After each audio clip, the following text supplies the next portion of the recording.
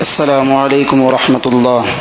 بعد وقال الله تعالى في كلامه المجيد: يا أيها الناس اتقوا ربكم إن زلزلة الساعة شيء عظيم يوم ترونها تذهل كل مرضعة عما أرضعت وتضع كل ذات حمل حملها وترى الناس سكارى وما هم بسكارى ولكن عذاب الله شديد.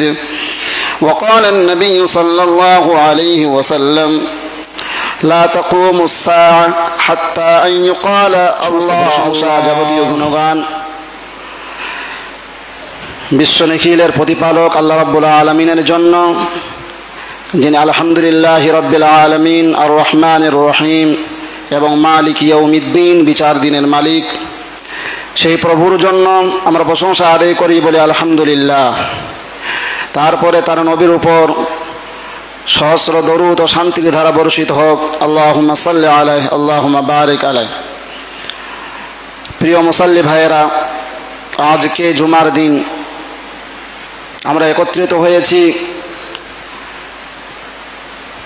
আল্লাহ এবং তার রসুল সাল্লাল্লাহু আলাইহি সাল্লামের দেওয়া বিধান থেকে কিছু শ্রবণ করব এবং 2 রাকাত এই জোহরের নামাজ বা জুমার দিনের 2 রাকাত নামাজ আমরা আদায় করব ইনশাআল্লাহ। আজকে জুমার দিন, এই জুমার দিনেই এই পৃথিবীতে আমাদের প্রথম মানব আদম আলাইহিস সালামকে পাঠানো হয়েছিল। জুমার দিন সেই মর্যাদাপূর্ণ দিন, যেই দিনেই আল্লাহ রাব্বুল আলামিন হযরত আদম আলাইহিস সালামকে এই দুনিয়া থেকে তিনি পরলোক গমন করিয়েছিলেন এবং এই সেই দিন, যেই দিনেই কিয়ামত সংঘটিত হবে।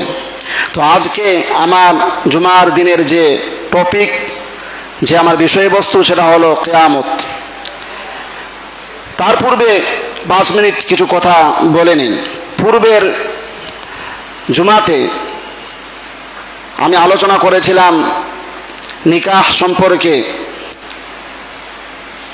যে আমাদের সমাজে কিছু কোরআন এবং হাদিস বিপক্ষীয় কিছু আমল আমরা চালু রেখেছি।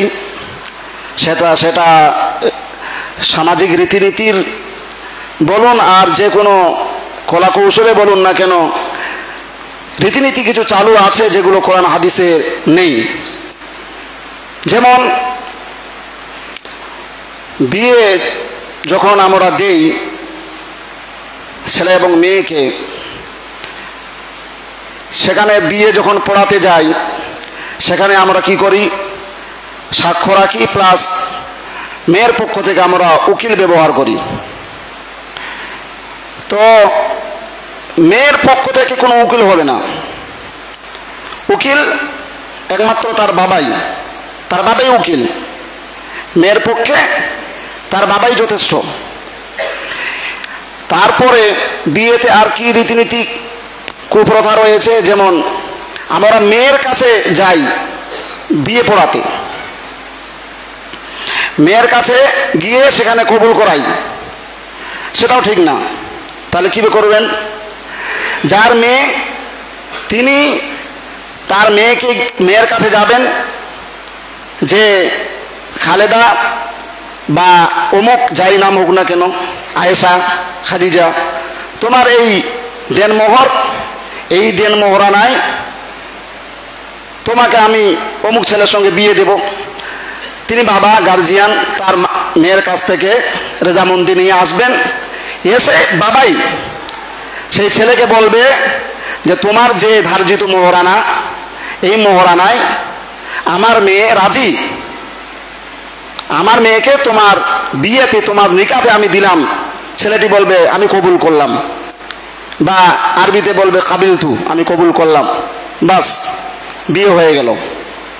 এটা হলো সুন্নতি পদ্ধতি, সুন্নতি তরিকা। তারপরে বিয়েতে মেয়েদের বাড়িতে যে বড় করে ভোজ করি, আর যে বরাত আসে, বরযাত্র, এটাও ইসলামের কোনো ধারে পাশে এসব বিষয় নেই।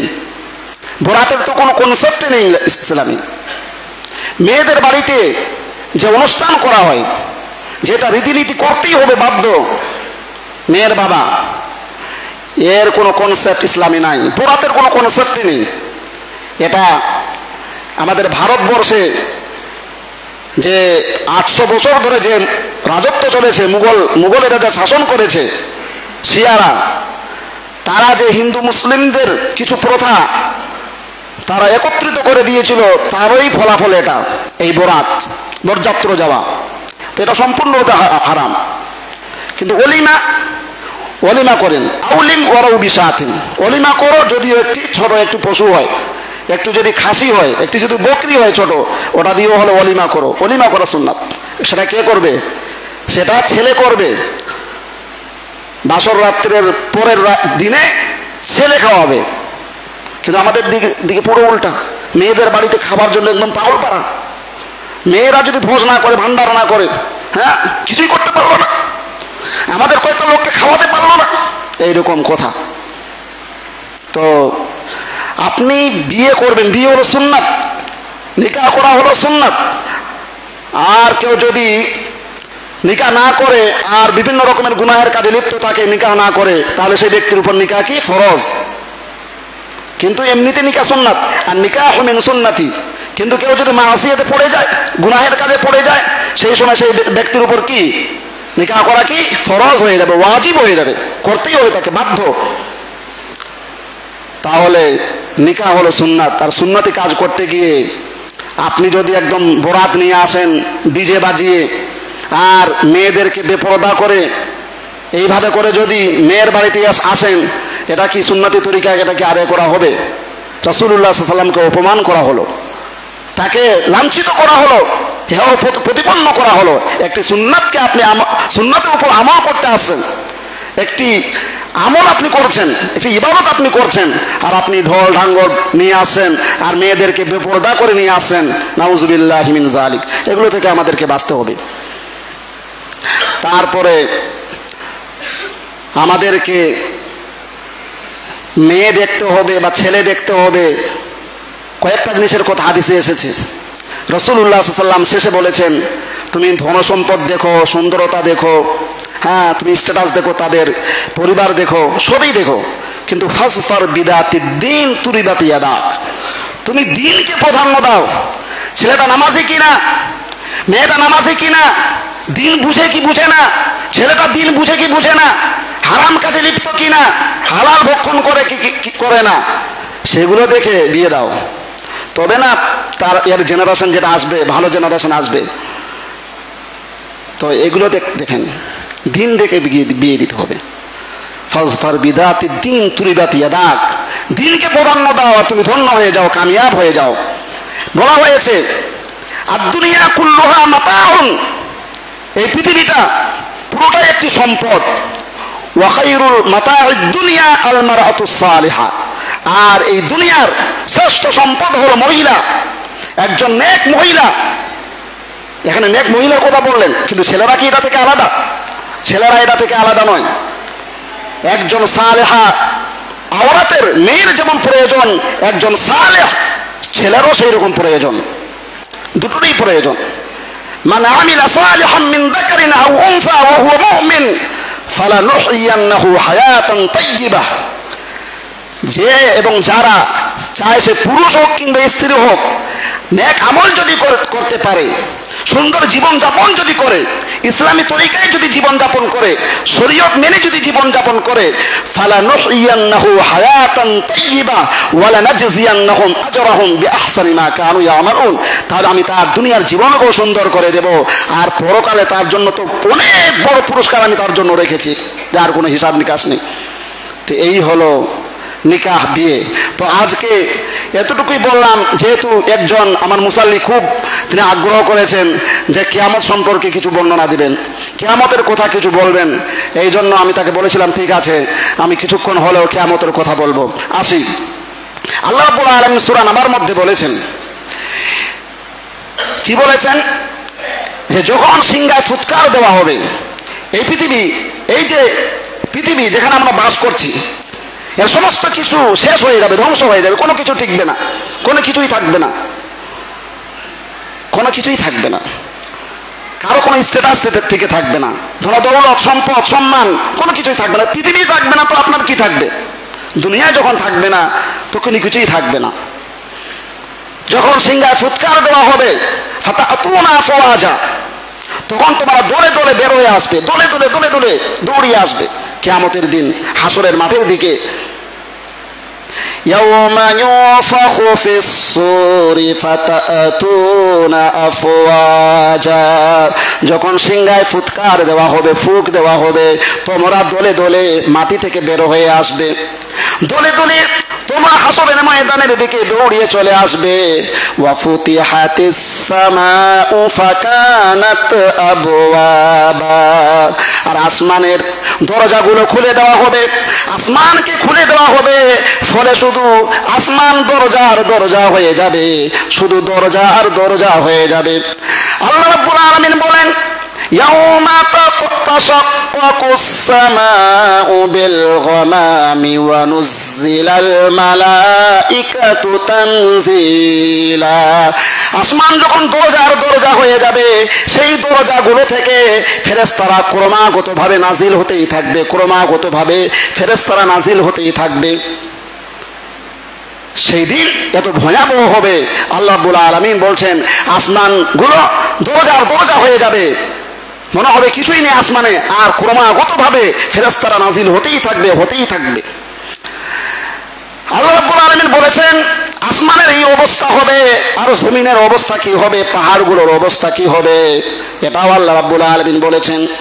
পাহাড়গুলোকে চালিয়ে দেওয়া হবে, ওয়া নুসাইয়িরুল জিবাল, পাহাড়গুলোকে চালিয়ে দেওয়া হবে, এই মাটিকে এই জমিনকে সমতল করে দেওয়া হবে, কোনো উঁচ নিচ থাকবে না, সমতল করে দেওয়া হবে। আর সূর্য এবং চন্দ্রগুলো একটার পর একটা এই পৃথিবীর উপর একটার উপর একটা পড়তেই থাকবে। চিন্তা করুন, নক্ষত্রগুলো, এই যে সূর্য আমরা দেখতে পাই, এই সূর্য পৃথিবী থেকে 13 লক্ষ গুণ বড়। কত লক্ষ গুণ? 13 লক্ষ গুণ।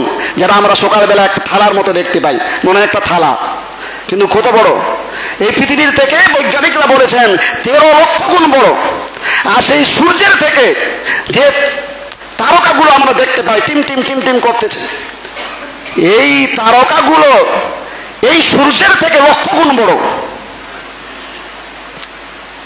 এই তারকাগুলো এত উপরে আছে যে যেই দিন থেকে এই তারকাগুলো তৈরি হয়েছে, সেই দিন থেকে এই তারকাগুলোর একটা লাইট আছে, রোশনি আছে, যেটা ক্রমাগতভাবে পৃথিবীর দিকে আসতেছে।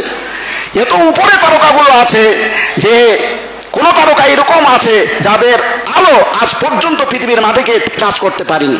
অথচ আলোর যে স্পিড, আলোর যে গতি, প্রতি সেকেন্ডে হাজার হাজার মাইল অতিক্রম করে ফেলে আলো।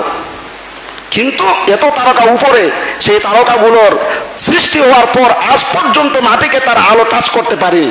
এইরকম বড় বড় তারকা, লক্ষ লক্ষ গুণ বড় সূর্যের থেকে, সেই তারকাগুলোর কথা বলা হয়েছে যে এক একটা করে, যেমন আমরা বই পড়ি, বইয়ের পাতাগুলো যেমন একের উপরে এক পড়ে, এইরকম করে একটার পর একটা, একটার পর একটা এই পৃথিবীর উপর পড়বে। তখন আপনি ব্যবসা বাণিজ্যে থাকবেন, আপনার সুন্দর যে বানানো বাড়ি এসি দিয়ে সজ্জিত, তারপরে আপনার এই যে মার্সিডিজ গাড়ি, থার নিয়েছেন, এইসব গাড়ি, আর বড় বড় বিজনেস ব্যবসা করেছেন, যখন আকাশ ভেঙে পড়বে আর সূর্যগুলো ভেঙে পড়বে, চাঁদ ভেঙে পড়তেছে, কোথায় পালাবেন? তখন আর দিশা থাকবে? আপনার ব্যবসার, আপনার টাকা পয়সার, আপনার সেই ঘর বাড়ির চন্দ্র সূর্য খসে পড়তেছে, মানুষের আর কোনো আর হুঁশ থাকবে না, শুধু দিশেহারা হয়ে পাগলের মতো ছুটোছুটি করতে থাকবে। কোরআনে এসেছে এসব কথা। আল্লাহ রাব্বুল আলামিন বলেছেন, ইয়া আইয়ুহান নাসু তাকু রাব্বাকুম, হে মানব সকলেরা এখানে মানব বলা হয়েছে, শুধু ইমানদারকে সম্বোধন করে বলা হচ্ছে না, গোটা বিশ্বের মানবদেরকে বলা হচ্ছে। ইয়া আইয়ুহান নাস ইত্তাকু রাব্বাকুম, তোমরা তোমাদের প্রভুকে ভয় করো। কারণ কি? ইন্না জালজালাতাস সাআতি শাইউন আযীম, কারণ কিয়ামতের যে প্রকম্পন হবে সেটা খুব ভীষণ হবে, খুব ভয়াবহ হবে, খুব বিভীষিকাময় হবে। কি হবে সেদিন? ইয়াউমা তারাউনাহা, হে নবী সেদিন তুমি দেখতে পাবে। নবী সাল্লাল্লাহু আলাইহি ওয়াসাল্লামকে সম্বোধন করা বলা হচ্ছে যে মানুষেরা সেদিন দেখতে পাবে। ইয়াউমা তারাউনাহা তাদহালু কুল্লু মুরদিআতিন আম্মা আরদাআত ওয়া তাদাউ কুল্লু দাতিন হামলিন হামলাহা, সেদিন তুমি দেখতে পাবে স্তন্য দানকারী মা তার স্তন্য দানকারী যে সদ্যজাত তাকে দুধ পান করাবে, আর এই ভয় এই বিভীষিকাময় দেখে তার সদ্যজাত বাচ্চাকে ছেড়ে দিয়ে সে পালিয়ে যাবে। দুগ্ধ দানকারিণী মা ছোট্ট বাচ্চাকে দুধ পান করাচ্ছে, আর এই সময় আচমকাত ভাবে আসমান খসে পড়বে, এই পাহাড়গুলো সব উড়িয়ে চলে যাবে, বিল্ডিং গুলো একের পর এক সব ধসে পড়বে। এসব দেখে তার বাচ্চাকে সে ভুলে চলে যাবে।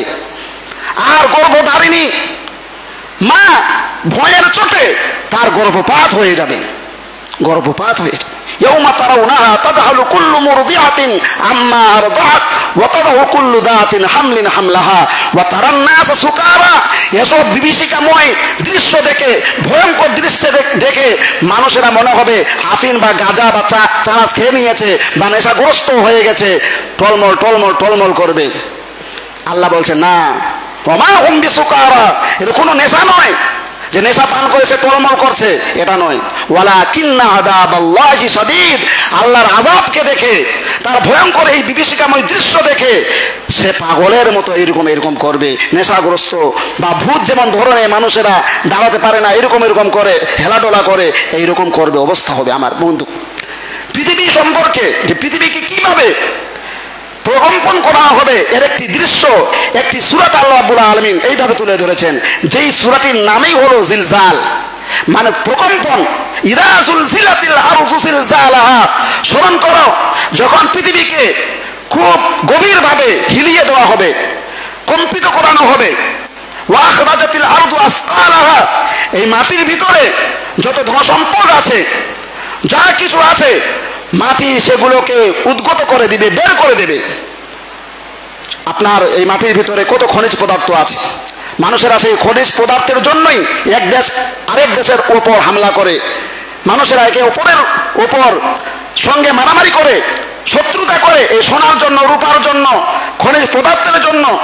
কিন্তু সেই কিয়ামতের দিন মাটির ভিতর যা কিছু আছে, মাটি সেগুলোকে বেদ্বিধায় সেগুলোকে বের করে দেবে, সোনা বের করে দেবে, রূপা বের করে দেবে, মাটির ভিতরে যারা কবরস্থ আছে তাদেরকে বের করে দেবে। ওয়া আখরাজাতিল আরযু আসকালাহা ওয়া ক্বালাল ইনসানু মা লাহা, মানুষ এই দৃশ্য দেখে বলবে মাটির কি হলো, জমিনের কি হয়ে গেল, পৃথিবীর কি হয়ে গেছে, এইরকম কেন হচ্ছে? সোনাগুলো সব বের হয়ে যাচ্ছে, রূপা আপনার যত মেটেরিয়াল এই মাটির ভিতরে আছে সব বের করে দিচ্ছে। কোরআন বলে আল্লাহ রাব্বুল আলামিন এই জমিনকে হুকুম দেবেন যে মানুষ কোথায় কি করেছে, কোথায় গুনাহের কাজ করেছে, কোন জায়গায় করেছে, এগুলো মানুষকে বলে দাও। وقال الإنسان ما لها يومئذ تحدث أخبارها, মানুষকে সব কিছু বৃত্তান্ত করে দেবে জমিন। কারণ আল্লাহ রাব্বুল আলামিন বলছেন আমি মাটিকে আদেশ দেব। সেই দিন মানুষ ভিন্ন ছিন্ন ভিন্ন হয়ে আল্লাহর দরবারে আসবে, আর তাদেরকে তাদের হিসাব নিকাশ আল্লাহর কাছে পেশ করতে হবে। ফামান ইয়ামাল মিসকালা দাররাতিন খায়রান ইয়ারা, বিন্দু পরিমাণ যদি ভালো কাজ করে সেটাও সে দেখতে পাবে। ওয়ামান ইয়ামাল মিসকালা দাররাতিন শাররান ইয়ারা, যদি বিন্দু পরিমাণ খারাপ কাজ করে থাকেন সেটাও দেখতে পাবে।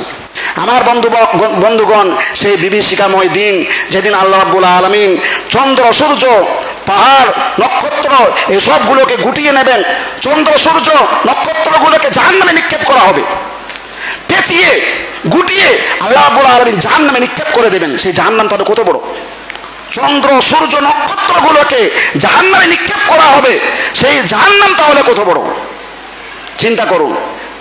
এবার বলবেন সূর্য চন্দ্র নক্ষত্রের আবার কি অপরাধ, এদেরকে আবার জাহান্নামে কেন নিক্ষেপ করা হচ্ছে?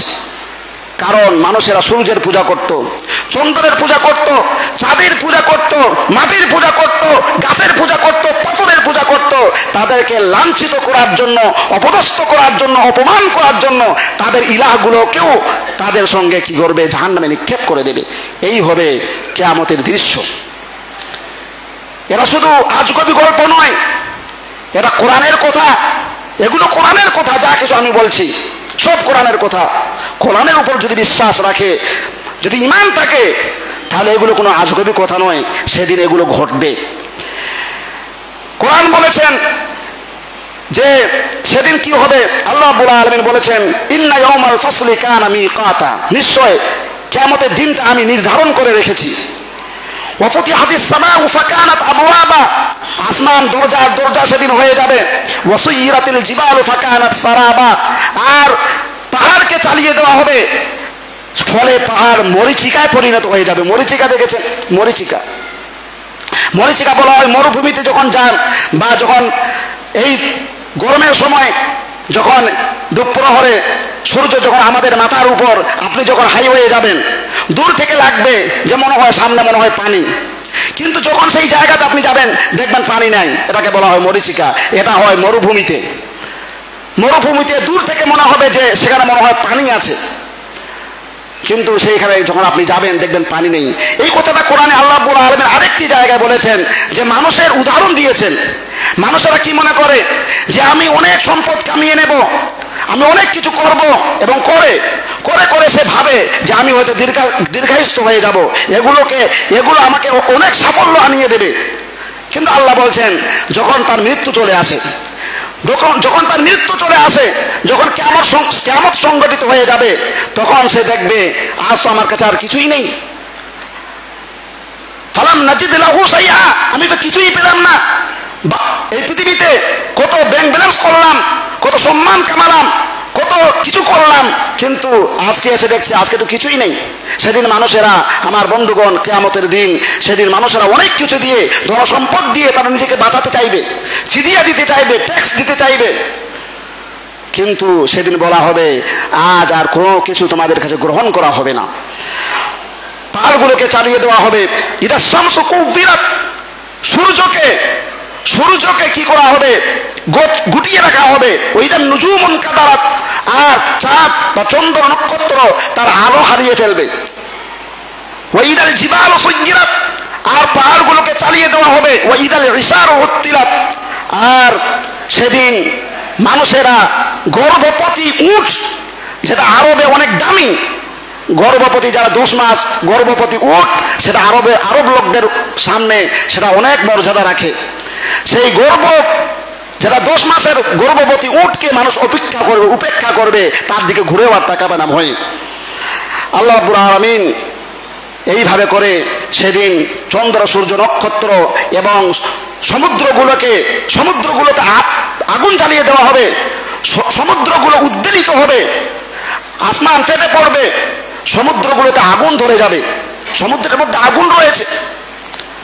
হাদিসে এসেছে যে সমুদ্রের উপরের ভাগ সেটাতে পানি, আর সমুদ্রের মাঝখানে রয়েছে আগুন, তার নিচে আবার পানি। হাদিসে রাসূলুল্লাহ সাল্লাল্লাহু আলাইহি ওয়াসাল্লাম বলেছেন যে সমুদ্রে 3 জন ব্যক্তি ছাড়া কেউ যেন সমুদ্রে ভ্রমণ না করে। একজন হলো কি গাজী, আর একজন হলো উমরাহকারী, আর একজন কারো কথা বলেছেন, আমি সেটা ভুলে যাচ্ছি, কিন্তু এই হাদিসটি দুর্বল। এই হাদিসটি কি দুর্বল, মানে এটা কথা আমি বলতে চাচ্ছি যে সমুদ্রের মধ্যে কি আছে, আগুন আছে, এবং এই মাটির মধ্যেও লাভা আছে, আগুন আছে। সমুদ্রের উপরের ভাগে পানি, মধ্যভাগে আছে আগুন, এবং তার নিচে রয়েছে আবার পানি। আর এই পৃথিবীটা গোটায় পানির উপর ভাসমান। আমার বন্ধুগণ, যখন আল্লাহ রাব্বুল আলামিন এই দুনিয়াকে যখন ধ্বংস করতে চাইবেন, তিনি অর্ডার দিবেন যে পৃথিবী তুমি হিলে দুলে যাও। যদি পৃথিবী হিলে যায়, এই বিল্ডিং গুলো সব খসে খসে পড়বে, কোনো কিছু বাকি থাকবে না। আল্লাহ রাব্বুল আলামিন বলেন কুল্লু মান আলাইহা ফান, এই পৃথিবীর কোনো কিছুই বাকি থাকবে না। ওয়া ইয়াবকা ওয়াজহু রাব্বিকা যুল জালালি ওয়াল ইকরাম, শুধু আল্লাহ রাব্বুল আলামিনের চেহারা শুধু বাকি থাকবে, কেউ বাকি থাকবে না। যে জিবরাইল আলাইহিস সালাম, তার সম্পর্কে বলা হয়েছে তার আসল আকৃতিতে যদি জিবরাইল আলাইহিস সালাম এই পৃথিবীতে আসে, যে আসমান, আমি বললাম যে নক্ষত্রগুলো কোটি কোটি মাইল দূরে জিবরাইল আলাইহিস সালাম তিনি যখন পৃথিবীতে আসেন 2 ঝপটা মারেন, তার পাখার 2 ঝপটা দিয়ে তিনি জমিনে চলে আসেন। এত বড় শক্তিমান ফেরেশতা, এত বড়, তার পূর্ণ আকৃতিতে আল্লাহ নবী সাল্লাল্লাহু আলাইহি ওয়াসাল্লাম তাকে দেখেছিলেন। তার 70,000 তার ডানা রয়েছে তার শরীরে। 2 ঝাপটা দিয়ে তিনি আসমান থেকে পৃথিবীতে চলে আসেন। এই জিবরাইল আলাইহিস সালাম, ইসরাফিল আলাইহিস সালাম, যাকে এই পৃথিবী ধ্বংস করার জন্য, ফুঁক দেওয়ার জন্য তিনি দাঁড়িয়ে আছেন। তাকে হুকুম দেওয়া হবে যে ফুঁক মারো, সেদিন তিনি ফুঁক মারবেন আর পৃথিবী ধ্বংস হয়ে যাবে। তারপরে আজরাইল, যে মানুষের জান কবজ করে, প্রত্যেক জীবের জান কবজ করে, এইরকম ভাবে ইসরাফিল, আজরাইল, জিবরাইল আলাইহিস সালাম, এত শক্তিধর ফেরেশতা, তাদেরকে বলা হবে তোমরা আজ মরে যাও। আল্লাহ কি বলবেন যখন সমস্ত কিছু ধ্বংস হয়ে যাবে? জিবরাইলকে বলা হবে, জিবরাইল, আজরাইলকে বলা হবে জিবরাইলের মৃত্যু দাও। জিবরাইল মরে যাবে, ইসরাফিল মরে যাবে, মিকাইল মরে যাবে। এবার বেঁচে থাকবে যে আমাদের জান কবজ করে, সে বেঁচে থাকবে আর আল্লাহ বেঁচে থাকবে, কোনো কিছু থাকবে না। বলা হবে মুত ইয়া মালাকাল মাউত, হে মালাকুল মাউত তুমিও মরে যাও, তুমিও মরে যাও। মালাকুল মাউত আদেশ পাওয়ার সঙ্গে সঙ্গে নিজের হাত নিজের ভেতরে ঢুকিয়ে দিয়ে নিজের জানটা কবজ করে দেবে, কোনো কিছু বাকি থাকবে না। আল্লাহ বলবেন আইনাল আসজার, আইনাল মুতাকাব্বির, আইনাল মুতাকাব্বিরুন, আইনাল মুস্তাকবিরুন, আইনাল আসজার, আইনাল জিবাল। সেই পাহাড়গুলো কোথায়? সেই গাছগুলো কোথায়? সেই সন্ত্রাসকারীরা কোথায়? সেই স্বৈরাচারীরা কোথায়? সেই দাম্ভিক এবং অহংকারকারীরা কোথায়? চারিদিক থেকে আওয়াজ আসবে, আজ আর কেউ নেই। লিল্লাহিল ওয়াহিদিল কাহ্হার, একমাত্র আল্লাহ রাব্বুল আলামিনের রাজত্ব আজ বাকি রয়েছে, তার সত্তা আজ বাকি রয়েছে, আর কোনো কিছু থাকবে না। আল্লাহ রাব্বুল আলামিন আবার পুনরায় সমস্ত কিছুকে আল্লাহ সৃষ্টি করবেন, আবার মানুষদের হিসাব নিকাশ নেওয়া হবে। সব কিছু আল্লাহ রাব্বুল আলামিন মানুষের পাই টু পাই হিসাব নেবেন। মানুষের কাছে একটা কিতাব দিয়ে দেওয়া হবে, সেখানে আপনি কখন কি কথা বলেছেন, কখন মিথ্যা বলেছেন, কখন কি ভাবনা চিন্তা করেছে, সব কিছু লিপিবদ্ধ। মানুষ হয়রান হয়ে বলবে এটা কিভাবে সম্ভব? মালি হাদাল কিতাব, কেমন একটি কিতাব দেওয়া হয়েছে, লা ইউগাদিরু সাগীরাতান ওয়ালা কাবীরাতান ইল্লা আহসাহা, কোন ছোট কিছু একটা বাদ দেয়নি। আমি কখন হেসেছি, কখন কাকে দেখেছি, কখন কোন কথা বলেছি, কখন খেয়েছি, কোথায় কি করেছি, সব। তার মানে হলো পরিষ্কার যে এখন এটা, এই জিনিসটা বুঝার কোনো রকম অসুবিধা নেই। সিসি ক্যামেরা যদি এখানে লাগা থাকে, আপনি কখন হাত এইদিকে দুলালেন, কখন কোথায় হাত দিলেন, কখন কি বললেন, সব কিছু রেকর্ড হয়ে যায়। তা আল্লাহ রাব্বুল আলামিন যিনি এই পৃথিবীকে সৃষ্টি করেছেন, তিনি সর্বদা সিসি ক্যামেরা ফিট করে রেখেছেন। আর আল্লাহ তো সব জানেন, কিন্তু মানুষ সেদিন অস্বীকার করবে, না আমি এটা করিনি, হ্যাঁ আমি মিথ্যা কথা বলিনি, আমি ওরকম কাজ করিনি। আল্লাহ রাব্বুল আলামিন তখন কি করবেন? আল ইয়াউমা নাখতিমু আলা আফওয়াহিহিম ওয়া তুকাল্লিমুনা আইদিহিম ওয়া তাশহাদু আরজুলুহুম বিমা কানু ইয়াকসিবুন। তোমার মুখে মোহর লাগিয়ে দেওয়া হবে, তোমার পা কথা বলবে, তোমার হাত কথা বলবে, তোমার স্ক্রিন চামড়াটা যেটাতে খুব দামি দামি সাবান লাগাও আর শ্যাম্পু আর সেন্ট ব্যবহার করো, এই চামড়াটা তোমার বিপক্ষে সেদিন কথা বলবে। ওয়া ক্বালু লিজুলুদিহিম লিমা শাহিদতুম আলাইনা, মানুষেরা হয়রান হয়ে তার চামকে জিজ্ঞাসা করবে, এত সুন্দর করে তোর আমি হেফাজত করলাম, আমার বিরুদ্ধেই তুই নালিশ জানালি, আমার বিপক্ষে কথা বললি। চামটা বলবে কালু আনতাকানাল্লাহু আনতাকা কুল্লা শাই, আমি কথা বলতে পারবো না, আল্লাহই আমাকে কথা বলার হুকুম দিয়েছেন, আদেশ দিয়েছেন, তাই আজকে আমি সাক্ষ্য দিচ্ছি। কোথায় যাব আমার ভাইয়েরা?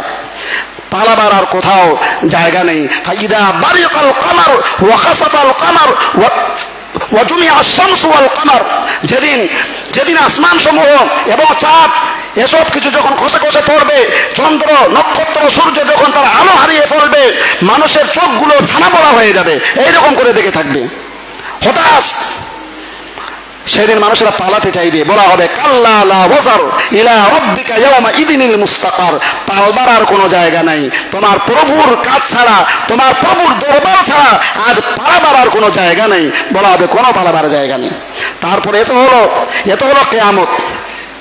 তারপর জাহান্নামের বর্ণনা তো আরো ভয়ঙ্কর। জাহান্নামে কি অবস্থা হবে মানুষের, সেটা পরের কথা। তো আমার বন্ধুগণ, আমরা আজকে একটাই কথা বলতে চাই, আজকে এই যে আমরা সেজদা দেওয়ার জন্য এই মসজিদে এসেছি, সেজদা দেওয়ার জন্য যে এসেছি, সেজদা যদি দেওয়ার নিয়ত আমাদের সঠিক না থাকে, নিয়ত যদি ঠিক না থাকে যে শুধু জুমার দিনে এসে সেজদা করব আর বাকি দিন মজ ও ফুর্তি ও আনন্দ করে বেড়াবো, যা করে বেড়াই না চলবে, এই সব নামাজের জন্য আল্লাহ রাব্বুল আলামিন কোরআনে বলেছেন যে তাদেরকে সেদিন ডাকা হবে, ইয়াউমা ইয়াদউনা ইলা সুজুদ, সেজদা দেওয়ার জন্য ডাকা হবে। কিন্তু যারা মানুষ দেখানোর জন্য সেজদা দিয়েছে, আল্লাহকে ধোঁকা দেওয়ার জন্য সেজদা দিয়েছে, তারা সেদিন সেজদা দিতে পারবে না। তারা রুকুতে যাবে, রুকু থেকে আর তাদের পিঠকে সোজা করতে পারবে না, কাঠের মতো সোজা হয়ে যাবে পিঠটা। কারণ আল্লাহকে খুশি রাজি করার জন্য তারা সেজদা করেনি, মানুষ দেখানোর জন্য সেজদা করতে এসেছিল, যে মানুষ আমাকে কি বলবে জুমার দিনে যদি না যাই। মুসলমানের ঘরে জন্ম নিয়েছি, কমাস কম জুমার দিন তো যেতেই লাগে। এই যদি নিয়ত থাকে, এই যদি ইরাদা থাকে, আল্লাহর কসম করে বলছে, আল্লাহর কোরআন বলে সেদিন তারা সেজদা দিতে পারবে না। তাহলে অবশ্যই আমাকে, আমার আত্মাকে, আমার নিয়তকে শুদ্ধ করে আমাকে সেজদা দিতে আসতে হবে। আল্লাহ যে প্রতিদিন 5 ওয়াক্ত আমাকে সেজদার কথা বলেছেন, সেই সেজদাওয়ালা আমাকে হতে হবে, তবেই আমি কিয়ামতের দিন সেদিন আল্লাহ যে সেজদা দিতে বলবেন সেদিন আমি সেজদা দিতে পারবো ইনশাআল্লাহ। নচেত নয়, আমিও নয়, আপনারাও নয়, কেউ নয়। আল্লাহকে তো ধোঁকা দেওয়া যাবে না। আল্লাহ রাব্বুল আলামিন এসব বিষয় থেকে আমাদেরকে বাঁচার এবং বুঝার এবং আমল করার তৌফিক দান করুন, সকলে বলুন আমিন। আল্লাহ রাব্বুল আলামিন আমাদেরকে তুমি পাক্কা সাচ্চা নামাজি বানিয়ে দাও, সকলে বলুন আমিন। আল্লাহ তুমি আমাদের অন্তরে কিয়ামতের যে আসল ভয়ঙ্কর দৃশ্যের কথা তুমি কোরআনে বলেছো, এই ভয়ঙ্কর বিভীষিকাময় পরিস্থিতি যা তুমি বর্ণনা করেছো, এটাকে বুঝার এবং এই ভয় নিয়ে চলার তুমি আমাদেরকে তৌফিক দাও, সকলে বলুন আমিন। আল্লাহ রাব্বুল আলামিন সেই জাহান্নামের আগুন আরো ভয়াবহ, কিয়ামতের থেকে মৃত্যুর পর কবরের আযাব, তারপরে হাসর, তারপরে আবার জাহান্নামের আযাব সব থেকে বেশি মারাত্মক। সেই জাহান্নামের আযাব আমরা সইতে পারবো না। আল্লাহ তুমি আমাদেরকে জাহান্নামের আগুন থেকে বাঁচার রাস্তা আমাদেরকে তুমি তৈরি করে দাও, সকলে বলুন আমিন। রব্বানা আতিনা ফিদ দুনিয়া হাসানা ওয়া ফিল আখিরাতি হাসানা ওয়া কিনা আযাবান নার। রব্বানা তাকাব্বাল মিন্না ইন্নাকা আনতাস সামিউল আলিম ওয়া তুব আলাইনা ইন্নাকা আনতাত তাওয়াবুর রহিম। বারাকাল্লাহু।